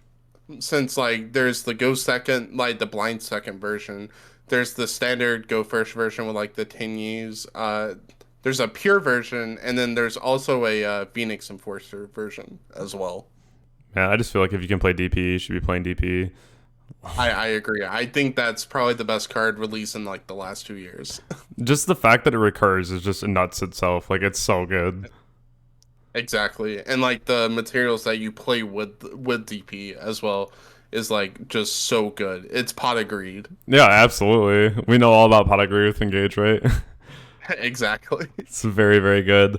I actually got like a couple questions too about the DP engine. I thought it was really interesting because somebody's like, well, why do you play Dasher when you could play like Plasma? And I was like, huh? And so I was like, that's actually interesting though, because like let's say for a second that you had a deck where like there was nothing that you could really like summon with a Dasher. Like imagine just like dropping a Plasma randomly on your opponent. Like, well, you know, it's kind of like random. I thought it was cool. Funny enough, the Drytron versions of the deck that are playing DP are playing Plasma instead. Yeah, it's an interesting option for sure, because like you got to realize at the end of the day, like Plasma is still Plasma. Like that card's still kind of nice. So like skill draining your opponent is always never a bad thing. No, especially when you can just like tier something away from them. Like it's pretty nice. So yeah, definitely an option as well down the line. So moving into the idea of trap decks, we see the best one, in my opinion, that we have to us currently, which is Altergeist. I think that Geist is fantastic. It has a lot of different plays to it. The utility in that deck is nuts. Cards like Muleseek just put up way too much pressure on a board. because the second you go to attack and it sends something, it doesn't destroy it. That's really cool. Being able to link it off good to your boss monster, which is like your multi-faker, obviously going to like Hextria there. But even thinking further ahead and knowing that we're getting the new one that links from the hand, I think that Altergeist is going to get out of hand because you can get to Hextria like so quick. But I don't know. Well, what do you think of Altergeist? I don't know. I personally think that Eldlich is still a better trap deck. Yeah. Honestly. Simply because of the adaptability. Altergeist doesn't really have the same adaptability as Eldlich, which is a big thing, but Altergeist can pressure games and board states a lot harder than Eldlich, though. Also, the fact that they play so many different cards that like get you to like multi-faker and that can like search your deck for these key pieces where Eldlich is not as easy, makes it like definitely a contender for the best trap deck, in my opinion. I could see where they verse off, and just Eldlich having the ability to recycle all of its trap cards is always very good. The only reason I say that Geist is probably like my top one is because cards like Silk and cards like Protocol, just not being able to respond to their monster effects, like they can't be negated. And then having Silkways, which can do the loop with manifestation. Like once that's up, that is so hard to break. So I personally really enjoy that too. I think it's really good. Yeah, it's definitely not a bad deck right now, though. It is definitely one of the decks, though, that you have to know what you're doing for it, like, to be able to play it at its full potential and reap the best, like, rewards from it, though. So for me, I would personally put it in tier 1.5. I think that is just warranted at that point. But I'd be interested to hear where you would put it. Personally, for me, I'd probably put it in tier 2. I haven't seen it played that much right now, and I don't think trap decks have that great of a place in the meta right now currently. But then again, like I haven't seen what Altergeist can do with the new Sky Prison card as well. So that may make the deck a lot better now, because of that inclusion of the card. Yeah, I think that it has a lot of room to grow, especially again, Geist being able to play things like Sacred Village and shutting off those Fusion Destinies too just seems really nice too. Yeah, it definitely has a lot of different ways for it to be able to like compete and adapt to the meta. So like tier 1.5 or tier 2 is fine with me. Yeah, I could definitely see where that's coming from. And so I agree with you on the fact that trap decks don't really have like their place right now in the meta, except like Eldlich because it's kind of like its own monster, right? But we have Guru, and I feel like this one, like this is a deck that I actually piloted when it first came out at that YCS event in Chicago. I played it for a long time, and then this is a deck where I've just kind of seen over the course of time so far, it's just kind of turned into a Dragoon deck more than a Guru deck. So unfortunately, like Dragoon is still a card. I was really hoping for the ban of that, honestly. Like that card is just so toxic. But a deck that's just able to pump out a card that literally just wins games on its own. For me, it puts Guru up a little higher than usual. But like as of right now, I'd still put Guru probably in Rogue, just because we don't really see it that much right now, and the deck hasn't really gotten anything too new for it. And even if Sky Prison's out, I still don't know if you'd play it in the Guru deck, just because they already have cards like Dragoon that they are riding on, and they don't want to add more cards to the deck that aren't just Engine. Yeah, I'd have to agree, honestly. Like, I don't think that Guru is really a Guru deck anymore. Like, the thing is like, Dragoon just carries the deck now because the Subterror deck, like, really just... It just doesn't play into any of the restrictions as that Red Eyes Fusion has, which is, like, very annoying to play against. But yeah, I definitely put it in Rogue. It's personally. Just not that good right now. And again, just being a Dragoon deck in general, I don't like those types of decks. I don't like Dragoon in general, just being like, it can be in like Drytron where it wants to be, or I see it in PK. But other than that, like, I don't like decks that solely resolve around doing that. Like, if it can't do its own engine and be productive enough with its own engine, then I wouldn't want to play it. Yeah, I agree with you 100%. The next one, it's Hero, which is interesting because we were getting all these new cards. We got like the Nair that came out, and we got all these nice things, especially DPE, which is always weird to say, like hero and DPE, you know, like that's actually played in a real like deck that's meant for it. But so hero to me just stays in rogue because it still loses to the same cards. It doesn't put up a negation. It locks you into heroes the whole time. Like the same issues are still there with hero that were there before, even after all the new support cards. So like no matter what it does, it still loses to the same things, i.e. Dark Hole and Nibiru. Like unfortunately. Exactly. Like the deck just can't play through Nibiru. It's just that simple. Like any deck that just is going to auto lose to Nib, I think should just be in Rogue most of the times. Yeah, I was really hoping for them that they would have gotten something really cool. You know, they would have gotten some way to play the game, but again, they got like no negation, so they can't really do anything. Right. Yeah. So this one is kind of like a blanket picture here. It's a picture of Alistair, but we're just going to be talking about Invoked Shaddoll Dogmatica. So we can break it down to Invoked Shaddoll Dogmatica and Invoked Shaddoll, because I know that each one has their benefits. And then a lot of people would rather play like the more doll engine. I personally would rather not play any doll cards except like Schism. Maybe at most I'll play like the Dragon Ariel, because Ariel's still really broken. But when you're playing against decks like Swordsoul and Plunder, those cards become less relevant, and you want to just have the Schism so you can start pumping out the windows, but you also don't lose out on any of your engine. And the more doll cards you play, the more you brick. But I really do feel like Shaddoll Invoked Dogmatica is tier 1 in my eyes. I really like the deck a lot. The ability to shut down your opponent, the ability to crack a board. It has so many utility options for it that really just allow the deck to play the game. And even one of its engines just being in a single card with Schism is so powerful in my opinion. So I really like the deck a lot. Yeah, even though Winda isn't as good in the format right now as it was in like previous formats, it's still definitely a very good card. I think that the ability like to play cards like Shaddoll Fusion and stuff is still like very, very good, because all the decks right now are going to end on extra deck monsters. Whereas like previous formats like Dragon Link, right, they could just end on like seals and the Shaddoll Fusion would be dead. Where now is that all the decks are going to end on extra deck monsters. So Shaddoll Fusion just gets that much better. The Invoke cards are still like just a normal summon good stuff engine, and the Dogmatica cards are just a great value engine, honestly. So like I think I'd put it at tier 1, maybe tier 1.5, but I'm leaning more towards tier 1 from it, because I think this is probably going to be the only tier 1 like control deck that we have. So I'm fine with putting it at tier 1. This deck is still very good, and it can also utilize Phoenix Enforcer like how it did with utilizing Dragoon.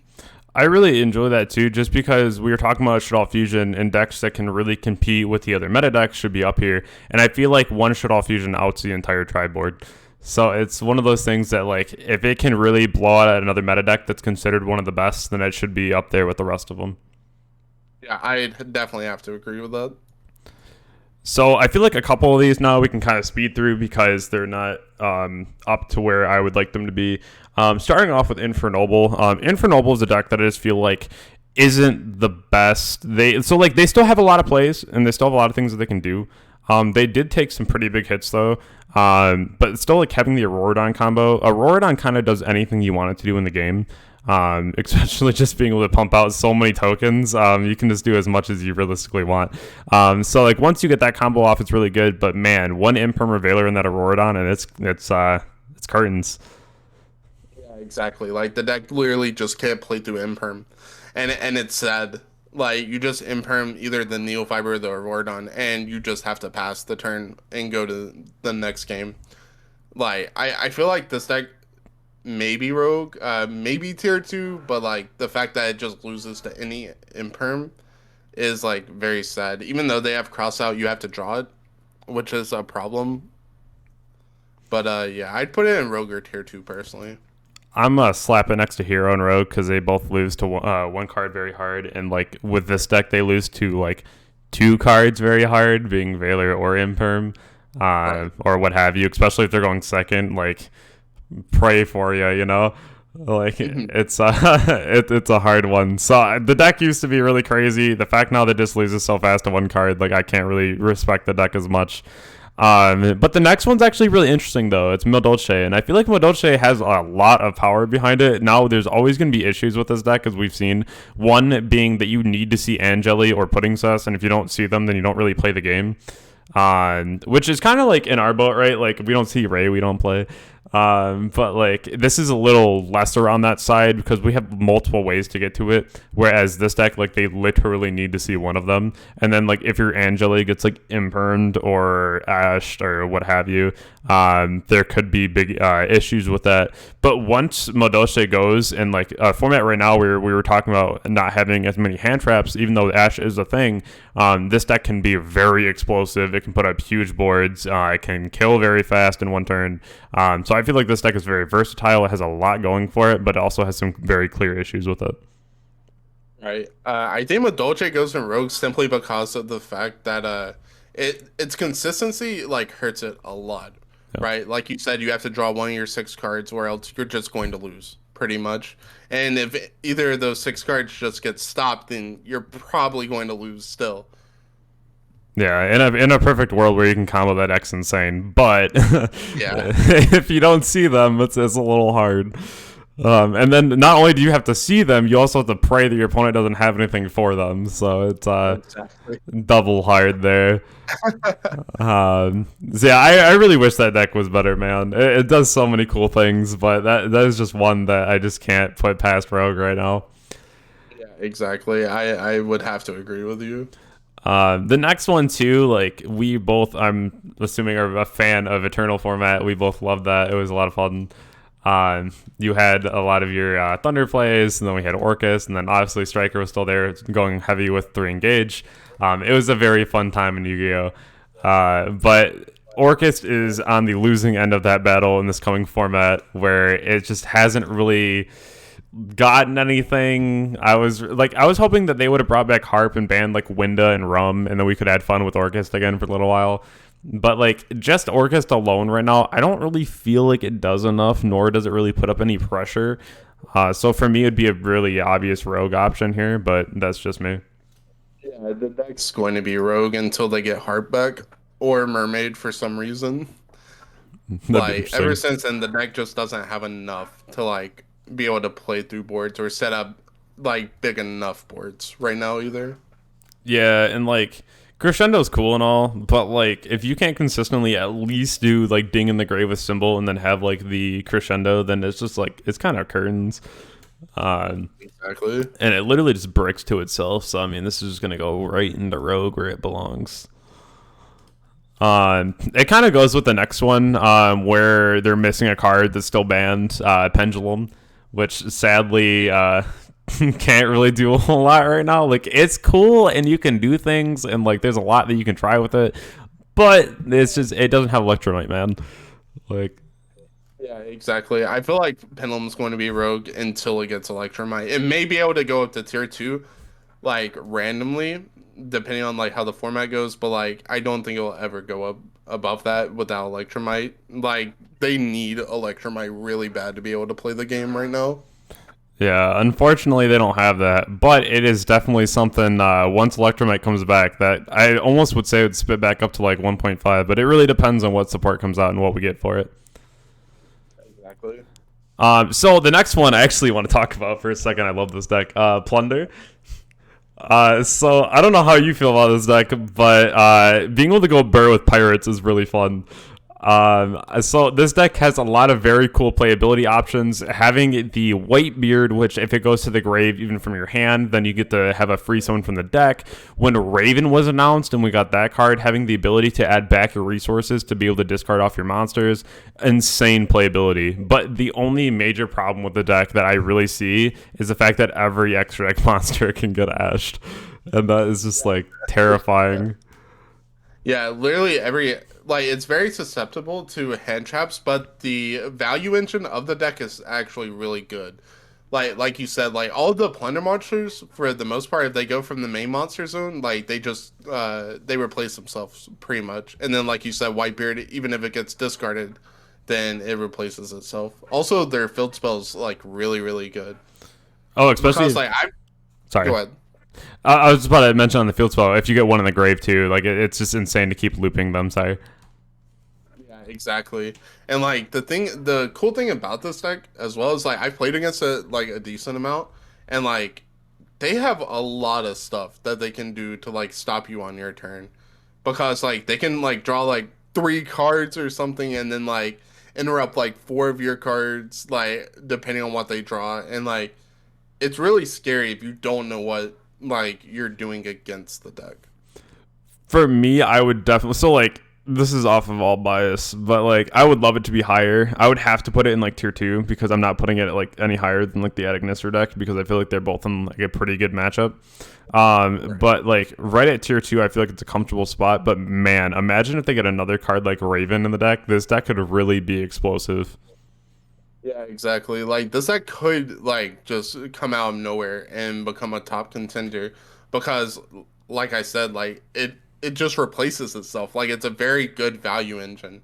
And like if they get a card that's like, oh, okay, pop a Plunder and special one from deck, and then you get three guys, and then you're able to do stuff from there. If they get like a barrage, for instance, or something like that, like this deck becomes like tier 1 almost immediately, in my opinion, because of like how versatile and adaptable this deck can also be. Yeah, you're talking about the replacements effects. Like if you use like Moark, you can like discard one, and then let's say you discard Whitebeard, you get to summon one, and then Moark then adds a spell or trap to your hand, which is like just insane, because the ability just to be able to keep getting things back and keep looping more materials, like the deck just feels so nice right now. It just needs a little bit more support to be able to like really contend, and I feel like it's gonna go places. I have to agree with that. I'm definitely fine with putting a tier 2 though, because just like a lot of these other decks, like Plunder has a big fan following behind it as well.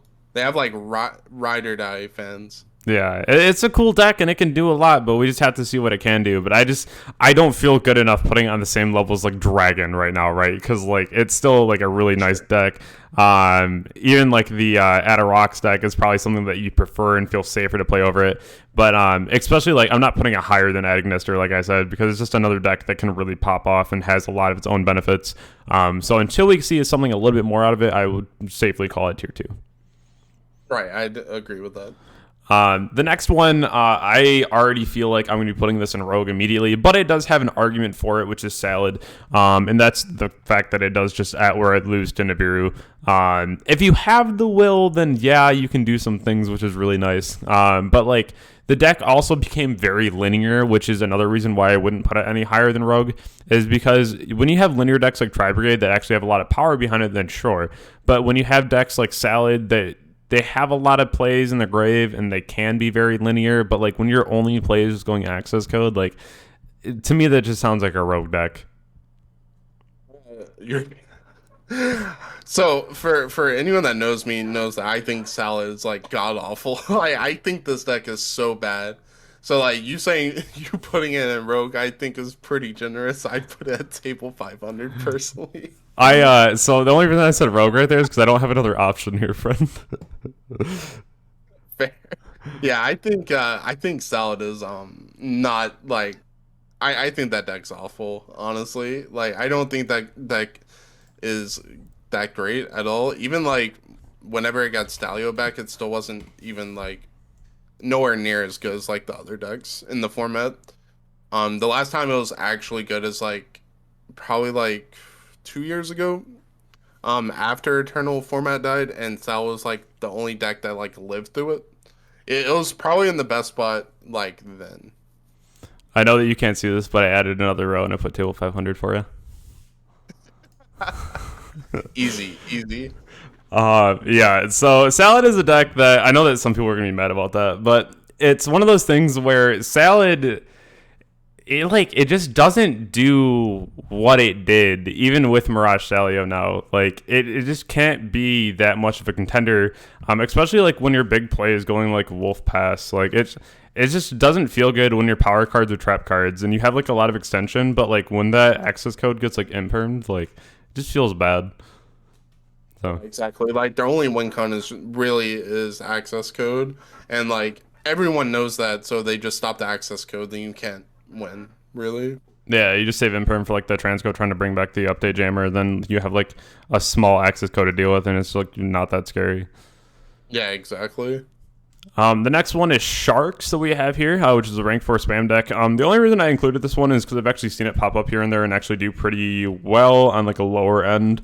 I think that it's pretty cool just because it can put up a negation really fast before the before the Nibiru comes down, kind of like putting up an Appaloosa. So I think that it's really nice just to have it around. I think that it would just strictly be Rogue, but it is still a nice talking point of a deck. Yeah, it'd just be Rogue, honestly. It's a cool rank 4 spam deck that can put like 3 toads on board turn 1 if you get lucky. It's a cool deck. It's a cool like locals deck to mess around with and have fun with.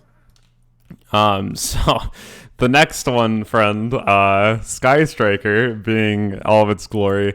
I actually want to have a conversation with you for a minute about this deck because Striker is a deck that I feel like a lot of people are like, this deck is bad. No one's playing it right now, and it would be better, and more people would be playing it if it was. But I think like the strongest argument that we have for that is that there's so many other decks right now that people are trying to mess around with and try out that a lot of the people who actually play Striker aren't really on the deck, which makes it a little bit more under the radar. But once those same people grab the deck that were playing it before and start playing it in bigger events, I think they would have a bigger showing than everything that we've seen so far. And the ability to have such a toolbox deck, as I'm sure you can respect as much as I do in the deck, is that no matter what happens in the format, you can always add in other Striker cards to make it fit for the format. Like we have Jamming Waves, it's a really back row format. We have Afterburner if we have really problem cards on the board. We have like our Widow Anchors, let alone that card's insane. And Striker just has so much playability. Like I would have to put this deck in tier 1, and not even off of a bias. It's just off the fact that we can utilize cards like DPE better than other decks right now. We can utilize our own utility and know when we need it. And the deck itself just has so much power behind it that people don't get credit for. Yeah. Personally, for me, I think it'd have to go into tier 2, even though like I don't want it to go into tier 2. But I feel like if you take like the average player, like no one's playing the deck right now, as you said. Like, and to actually make this deck like a tier 1 like contender, you'd have to have so many things go right, which would be like you'd have to have like a solved like a kind of solved format with the deck. You would have to have someone that actually knows how to play the deck well to play it, because whenever people say that Striker's bad, is because they probably saw their local guy play it and that they don't know like what's going on or how to play the deck correctly. Which is like a very big thing. Like if you put it in the hands of someone that played it back in the day, then and actually knows how to play it correctly, then I think it would potentially be tier 1. But like I don't think that it could ever go above tier 2 right now with the currently with how it is, and like with no one actually playing it. Personally, I would love for it to be tier 1 though. That's fair. So I think I'll meet you in the middle and I'll put it in tier 1.5 because there are some issues right now with people, as we had talked about, with people playing like anti-spells right now, IOs, and just the amount of hits that we have currently where people are trying to stop like Diffusion Destiny and spell cards, where we start seeing more spell hate in the main, more spell hate in the side, where this could be bumped down a little bit. I do feel like its matchups are very good though, just because of the way that it can kind of work around the format based on its own card choices. And if you want to play more hand traps, you can. If you want to play more utility cards, you can.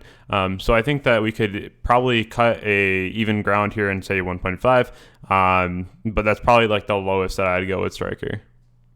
Which is fair, honestly. And something that you did mention of it having no bad matchups, I 100% agree with you. I don't think it does have a bad matchup right now, personally. No, it's one of those things where like the deck just kind of adapts on the fly as much as you need it to. And if you played the deck for a long time, you know how to make it work for your own advantage. And so if you're playing on something that you're not particularly scared of, or if you know that things like kind of will let you live a turn against that deck, then you can kind of use that to your advantage and just grind the game longer with your opponent. And that's all the deck really comes down to, is how well can you grind. Exactly. But that also just comes with the knowledge of the player playing the deck, though. That's true. That's why I feel like that deck is so kind of in between with people being like tier 1, tier 2, because it's just like, who's the pilot? That's like the best question that you got to ask. So exactly. Like, is it your random local guy playing, or is it like me or like you or Ryan, you playing the deck? Like, yeah. It's a big difference. It just comes down to how much you know, unfortunately. And I mentioned this to you before as well, and that's that the deck itself can teach you how to play the game better because it puts you into very like awkward situations.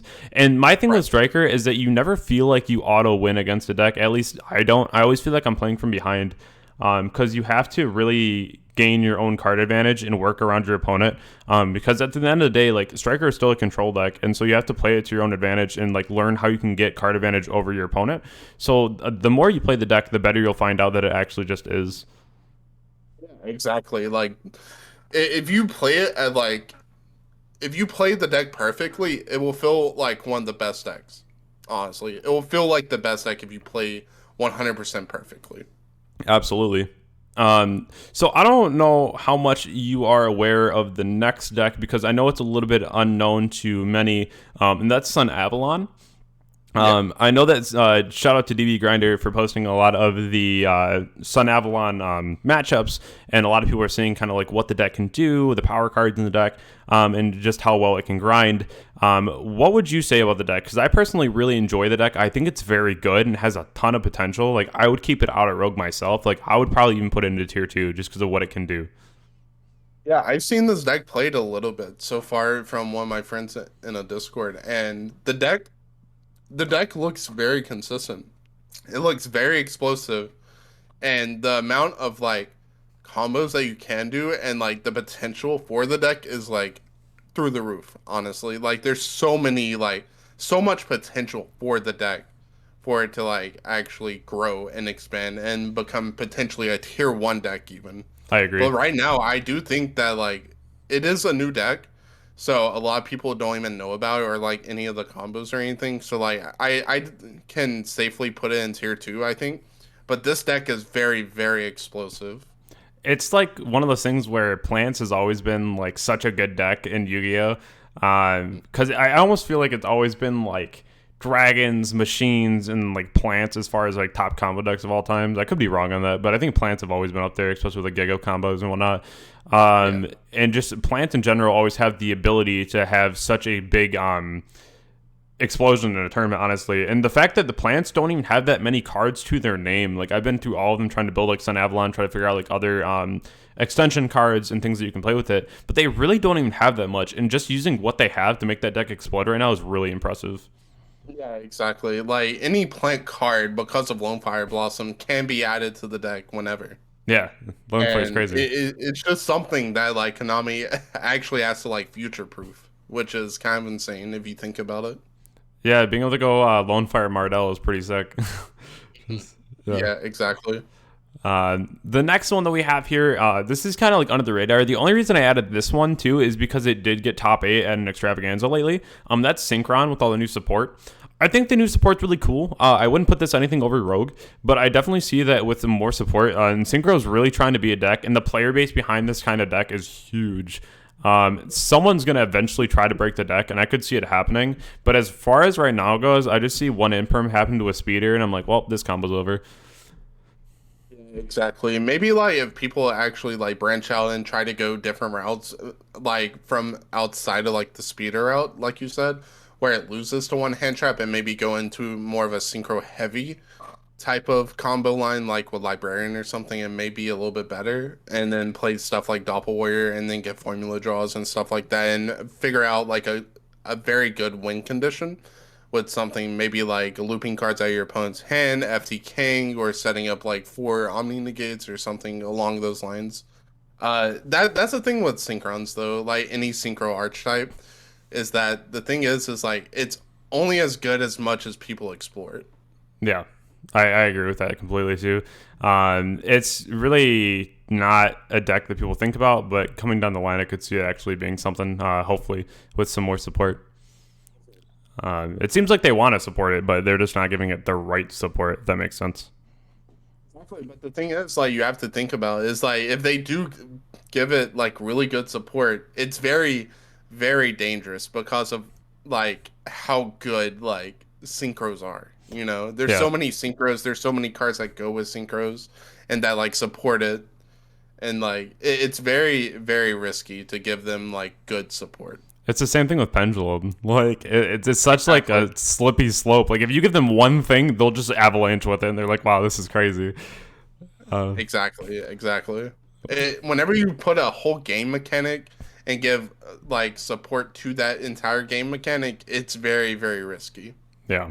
I just find it funny how pendulums are still under MR4 restrictions. Like, because they're like so scared of that. They're like, yeah, we can't do this right now. I mean, pendulums were a mistake in my opinion. Yeah, I agree. I hate that mechanic so much. It was cool when we first had Pepe and then it got E-banned and we're like, yeah, maybe Yeah, this was a mistake. exactly, exactly. Yeah, because we've only had two E-bans, I believe, and one of them were definitely Pendulum. Because Oh yeah, for sure. I think it was that event was Sure. 30 out of 32 players were playing Pepe. Yeah, Like, there yeah, was one Monarch and one Cosmos. that's insane. Monkey board win bear.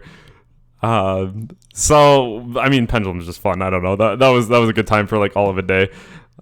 So the next one that we have here too, I added this one because I've been seeing this a lot lately, and that's True Draco. I feel like this actually has a lot of playability, especially with DPE. Being able to, so you can go like DPE, pop like Apocalypse, and pop a card your opponent controls, and then Apocalypse pop another card. So it has a lot of like really cool synergy with things like that. So I really do see it like Draco actually being able to push forward because even cards like Tikaboo right now are just crazy. So what do you think about this? So it really depends because if you go with the Monarchs Erupt package, then you can't really play DP in that deck. And with the extra deck, I don't really know how viable the deck can be. That's something that it can be explored, honestly. Or you could just play one DP in your extra deck as well, and then still play like Erupt or something. But I don't know how consistent that would be, and how conflicting it would be. But I think this deck is actually a tier 2 deck. I think it's like around the same. I think it's around the same power level as Eldlich personally, simply because like setting like a Apocalypse, normal summon an Ignis, and then getting rid of the Baroness effect and the Xiaoshu, I believe is the name of the level 8 Sword Soul Synchro is just very, very good. Yeah, I agree. The True Draco cards are always really interesting as well, just because there's so much you can do with it. And it's funny you mentioned just playing the one DP in the extra deck, 'cause I actually thought about that for a while too, which is funny. I was like, man, doesn't that just seem broken? Just like summon DP and then just like flip Erupt when you need to. Like that just sounds really nice. Yeah, it's definitely possible. Like True Draco is always going to be a very good go second deck as well. Like that's able to break boards because not a lot of cards actually negate like trap effects rather than activations of the cards themselves. Yeah, I mean, the trap effect can also just like outright kill ultimateness and they can't respond to it.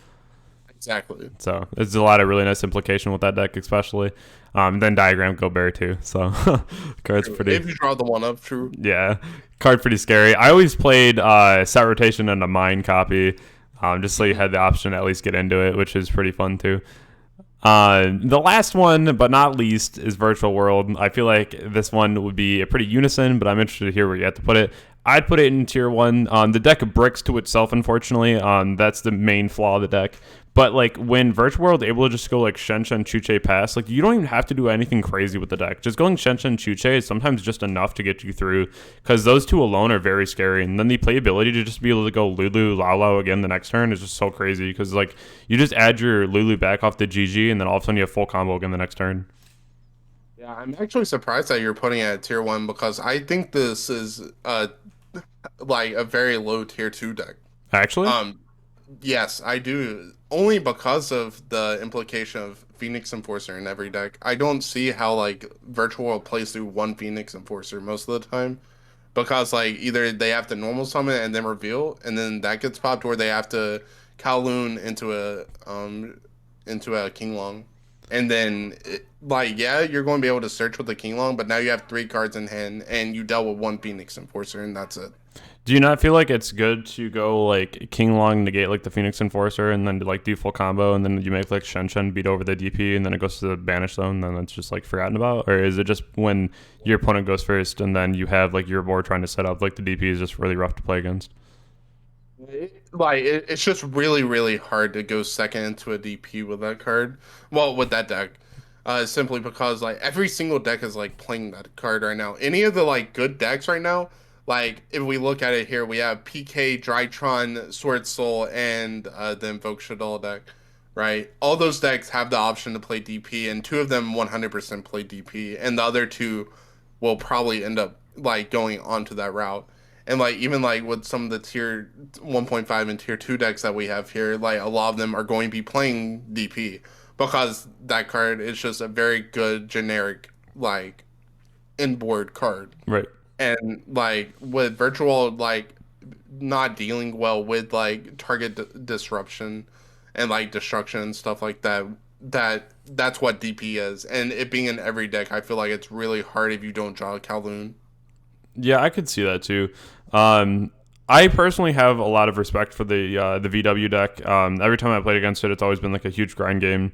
Even with cards like DPE that are very accessible, and I feel like that's why we talk about that more than not, is because it's not just like some random card you're adding into your deck. It's something that you can just access through an Anaconda, or if you hard draw like the Fusion Destiny, you can just end your turn with it, no problem. Then you get like the free +2 the next turn, which is always very good to see. Maybe I'd peel it back to like 1.5, but with my own opinion and my own testing against the VW deck and just knowing how explosive it can get, and then even if you do clear like the Chuche that gets off the Kowloon, then you can go ahead and you can go like Lulu or GG target the like monster you normal to the board, and still try to go full combo that way. Just also the Exceed the Fan, and then the Synchro, just like the spot removal those like hold for you is so insane, because especially Fan being able to like tutor out more if you kill it. I just feel like the deck has way too much gas to just like put it anything lower. So I'd probably put it at tier point like 1.5 then. But I understand your argument for tier 2 just because it does break to itself pretty hard sometimes. But like the deck itself has a ton of gas for it. Yeah, which is totally fine. But that's what these tier lists are for, right? Right. Hearing different opinions from different people. Like obviously everyone's opinion isn't going to be the same, but this way you get to see like the different thought processes and different opinions of these different players, right? And actually seeing where they think certain decks stand and how they will actually like come into the format and how they'll fare in the format as well. Yeah, no, I think that's really good to have. Viewpoints are everything in Yu-Gi-Oh! I think it's really nice because where you might look at something one way, another person's like, wow, there's actually this really broken combo with this card that you might not have thought of. And so especially with decks alone, everyone has different experiences at events with them, and different things that we see. Whereas I might have played against a deck a lot, and you might have played against a deck like very little, like the Sunavalon deck. I've actually personally played that deck a ton, so I like really know like what the deck can do, and like even more crazy boards that it can end on. Exactly. So that's really important information, and you can also get like different viewpoints and like kind of see where people are coming from to like make different changes, because especially me myself, like I haven't really been able to get like crazy tops or anything, but you have been all over the board with tops. Very big shout outs to yourself and being able to do really well. That's definitely a very vital input to be having into future formats and looking at objectives of certain decks. Exactly. And like being able to actually like for what we're doing, like we made this tier list, right? And like we both had different opinions on a lot of different things, but like being able to like actually like understand where the other person is coming from and how to look at it in a non-biased way and actually apply it to how you see a deck rather than how someone else sees a deck is very important into getting better as well. And I think like as people are watching this video, like whenever we go over a deck, right? Like for instance, like whenever we go over the like Dragon Link, right? Some people will see like, oh, that deck's tier 1 for sure, or that deck's not good anymore, that deck's tier 2 for sure. And then they get to listen to us and like talk about it and like why we think it's either tier 2 or tier 1 or tier 1.5, and then give our reasonings, and then they can actually look on it like with our opinions as well, and then maybe go back over and be like, okay, maybe this deck is tier 0.2 or tier 1 or something like that. And then just different viewpoints is very, very helpful with improving as a player in all, I believe. Yeah, and I do appreciate you coming out today. This is a bit of a longer video, but I do like it like that with things like this because there is a lot of things to be said about a lot of these decks that don't usually get covered. Like not a lot of people right now are talking about like Sharks or Synchrons or like Dino, and so a lot of those players are probably wondering what to do with their deck right now or like where it stands. So I think this is really important information for them. Yeah, exactly. Like you said, whenever you ask me, like because your content's all about like helping like players get better. And that's what I aim to do as well. Like it's not fun like just beating up on people. Like I want everyone to get better. honestly, I think the game's more fun that way. And like, if I can help people out and help them get better by just like doing what I normally do, like playing a deck and like talking through my plays and talking through different opinions on decks and how I see them like stand up in a current format. If that'll help like other people, then I'm always down to like help for the most part. Yeah, and I really appreciate you for coming out today and really giving your opinion. Again, Yeah. you're a player that I really respect in the game, just being able to do so well at certain events, and just really just somewhere that I want to be soon. Because I do help a lot of people improve at the game, but there's still a lot of room for even myself to grow in the game and just really learn different formats and learn how to adjust to different decks. And right now, I think like my biggest thing even is trying to move away from just playing striker, and I'll be picking up PK Brave when that all comes out, and just showing that I'm more of like a well-rounded player. So even on that, there's a learning curve, and so no matter how good you are at the game, there's always gonna be like a newer deck that's really stressful and that like takes some time to learn. But that just comes with time and comes with playing and your knowledge of the game. Exactly. Like that's how everyone is though. Like everyone takes different like approaches to new decks whenever they come out. So some people will learn decks faster than you or figure out things faster than you, but that doesn't mean that they're necessarily better than you. They just have a different view on the game. And being able to look at those types of viewpoints that people are coming from will actually help you in the longer run as well, which is very nice. But yeah, I definitely like whenever you message me like to come on, I was more than happy to come on because like I've seen you stream a little bit like on Twitch and stuff, and I like the content that you bring a lot, honestly. I appreciate that. I remember how hard it was for me learning the game, and then I just see a lot of people struggling now, and I'm like, if there's anything I can do to help you, because like you said, you don't really want to play against people who you're just kind of beating up on. You want it to be a really solid game, and so like, have you ever been at a tournament where you're sitting there and they like negate the wrong thing, but they had the right card for the situation, and you're like, man, if you just would have waited like one more time, like it would have been such a grind. All the Uh, time, all yeah. the time.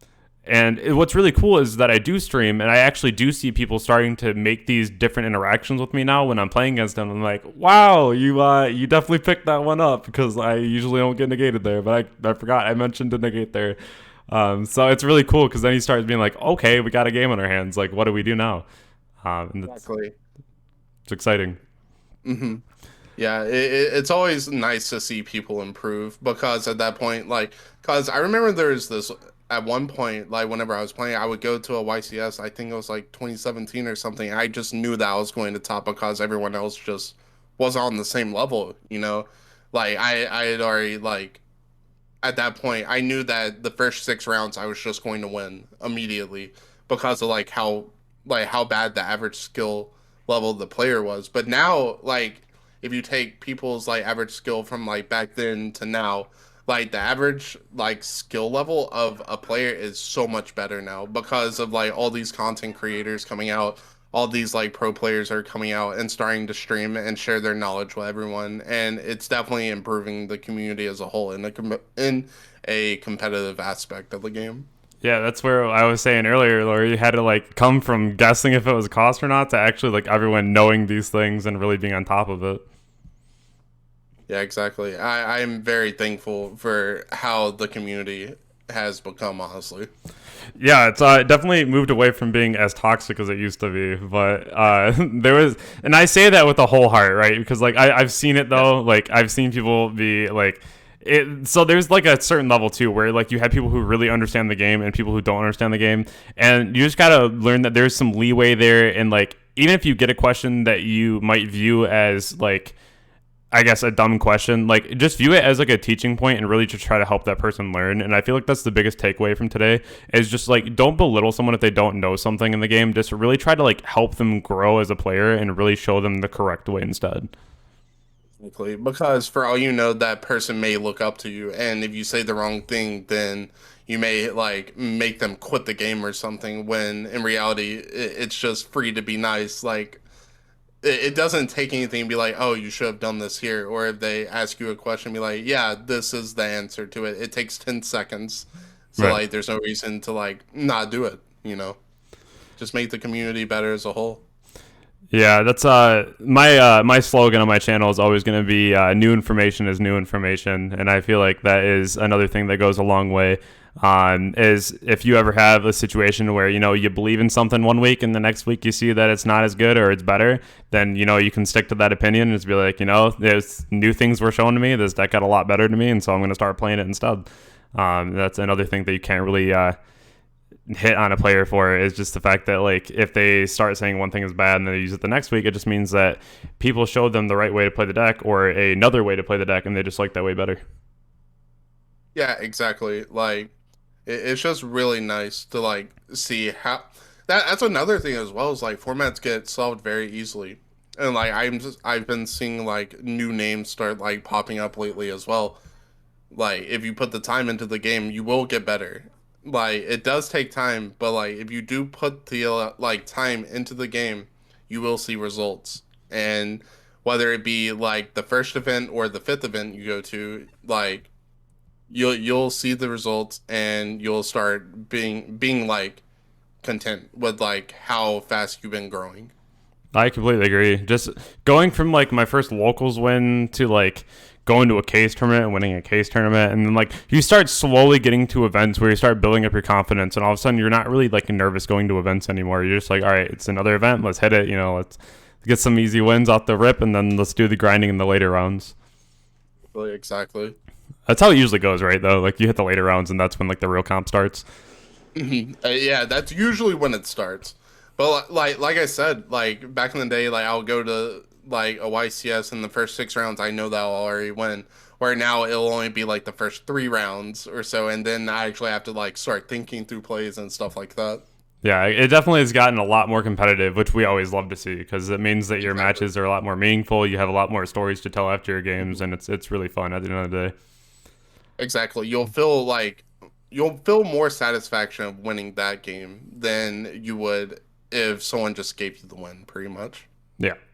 I completely agree with that because I've been there in a couple situations where I'm like, like because you hit your events where like you hit like a lot of big players like with the win, and then you have like the other events where like everyone was like a quick 2-0, like it took like 5 minutes, 6 minutes, and you're like, like I won, but did I win? Like so. Exactly. Um, so I'm going to kind of throw over to the tourney announcement real fast because there is an update to my tourney, everyone. And so what we got for that here was actually our new sponsor coming in today. So for the tourney, the prizing was first place for a Bode box, but we actually switched over into Rubicon. Shout out to Rubicon. You guys really came in clutch for the new sponsorship material for the tournament. So I actually went into a new bracket for the prizing. So the first place is actually going to be the mat and the field center. That's right here, which is the Maiden of Eyes of Blue and the Blue Eyes, which looks fantastic. I am very excited, especially this field center. It's like actually just beautiful. The way that this really came out, I'm very happy about. Again, Rubicon, thank you so much for the prize support for first place. I'm sure whoever wins this is going to be very happy about that. If you guys have not already seen Rubicon, you guys can find their description, their link in my description, sorry. And I also have another thing is that on their website, GGYGO mats will get you 5% off mats on their website for this month of November.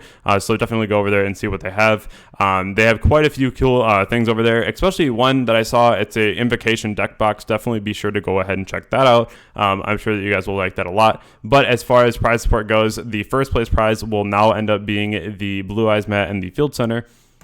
If you guys do want to join, the second place will be the Box of Bode. The third and fourth place will be the 2 Megatons each, and then fifth place will be the 3 times Cyber Structure deck. It is $5 for entry. It'll be on November 13th at 10 a.m. EST. This will be held on Dueling Book itself. Cap at 150 players. Currently, we're sitting around 25. So it is this Saturday, so definitely be sure to ready up and send me your deck list so I can send you my PayPal for entry, and then we can get you signed up for the tournament. Just kind of wrapping things up here, Koty, is there anything that you'd like to say? The only thing that I really have to say is definitely, once again, if you guys want to improve, definitely go to Medify and check out either my Medify coaching account or Gigi's Medify as well. Like, we're always down to help newer players or even like players that may have problem like getting past the bubble or something. A more experienced player but has hit like a wall. and they don't know where to go. I'm sure that offers the same thing as me, and we just want what's best for you, really, and help take your game to the next level. Yeah, and it's another thing too where a lot of people think that if you get coaching that you have to be a new player. Like you could have played the game for a few years, but you're just looking for more insights. You're looking for more help on your deck list, more things of how you side in and out, which is a huge thing about the side work, especially going into an unresolved format like we are right now. There's quite a few events that I know that are coming up that are like smaller scale. They're not like Konami, of course, because we don't really have a lot of those right now. But if you do have those events, don't feel afraid to come to one of us. We are more than happy to help you. There are questions that even I have now, and I've been playing the game for years. And this is just something where it comes from a good testing circle, having some kind of a mentor, or if you just need the person to really help you one-on-one, you always have Metafy. So it's one of those things where you shouldn't feel bad if you have been playing for a while. You can still get coaching here and there. Also, for anyone that is going to the Denver 3v3 slash single player case tournament this weekend that's coming up as well, if you guys see me and you guys want to talk or anything like that, then definitely don't be afraid to come up. I'm always like happy to talk with people as well. I do just want to thank you one more time, and just for coming out to the tier list today. I know that it will really mean a lot to the channel, especially because a lot of people do look up to you, and then also being able to hear different viewpoints than my own when it comes to the decks that are coming out, the current decks and where they stand now. It'll be a big help to them moving forward. Yeah, it's no problem at all. Like I said before, thank you for actually inviting me and reaching out and asking to do a video with you. I do appreciate that. Oh, of course, yeah. It's always fun, especially with other people who share a like mind, to really achieve one goal. It's always a good time because then you just know the synergy's there, and that you'll be able to talk on a even plane for a longer video. Exactly. Well, I'm gonna cut this here, so I do appreciate it. If you are new here, though, like, comment, subscribe. If you guys are unaware, and you guys can go follow Koty on his Twitch, and then you have the YouTube as well, correct? I don't do YouTube right now, but I am probably going to do a vlog and put that on my YouTube for this case tournament with events being back. So yeah. Then definitely go ahead and check that out as well. But he does go on Twitch, which is also very nice too, because then you can get our live thoughts. That's why I really like Twitch too, is because if you ever have questions, you can just pop into my stream and ask me while I'm live, and I won't be afraid to just be like shoot and answer back, you know. Because it's just really quick deck help or like whatever it is that you need. But I do hope that everyone has a wonderful night. This was a bit of a longer video, but I hope that you stuck with us till the end, and I hope that everyone has a great night. Thank you.